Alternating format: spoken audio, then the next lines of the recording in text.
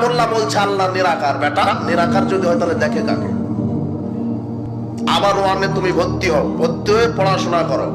বলছে যে আমি 36 বছর মুসলিম পড়াই। তো তুমি মুসলিম পড়া তো ওই হাদিস জানো না কেন? রাখাল হাদিস জানে, তুমি জানো না? রাখাল বলছে আল্লাহ থাকে আরশে আজিমে, আকাশে, আর তুমি 36 বছর মুসলিম পড়ে বলছো যে আল্লাহ সব জায়গাতে থাকে। তো মুসলিম খোলো, 537 নম্বর হাদিস আয়নার মতো করে পাওয়া যাবে। আয়না দেখেন না? আয়না, আয়না দেখলে চেহারা দেখা যায় না? তো হাদিসের পাতা উল্টালে হাদিস আপনি দেখতে পাবেন। তাহলে আল্লাহ সম্পর্কে আমাদের আকীদা সলিড করতে হবে, খালেস করতে হবে, পরিষ্কার করতে হবে। আল্লাহর আকার আছে, আল্লাহ আরশে আজিমে আছেন, আল্লাহ নিরাকার নন, আল্লাহ সব জায়গাতে থাকেন না। কোরআনের